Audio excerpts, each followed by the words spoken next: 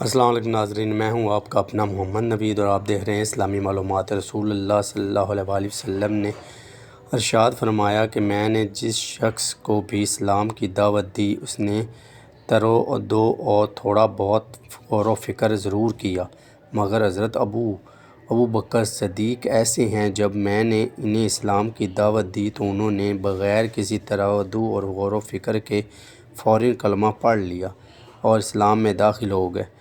ہمارے صحابہ کرام اللہ تعالیٰ انہیں جنت الفردوس میں اعلیٰ مقام عطا فرمائے، جیسے وہ اپنے دین پر، حضور پاک صلی اللہ علیہ وسلم کے دین پر پوری توجہ کرتے تھے اور اسلام نے انہیں دنیا اور آخرت دونوں میں ان کا نام زندہ رکھا۔ ایسے ہی ہمیں مسلمانوں کو دنیا اور آخرت دونوں میں کامیابی کے لیے اسلام کو زندہ کرنا ضروری ہے۔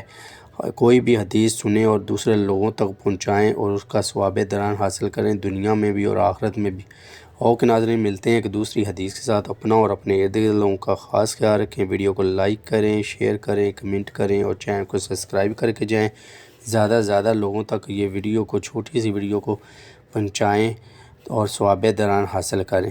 اللہ تعالیٰ آپ کو اور مجھے دنیا اور آخرت دونوں میں جزائے خیر دے۔ اوکے، اللہ حافظ۔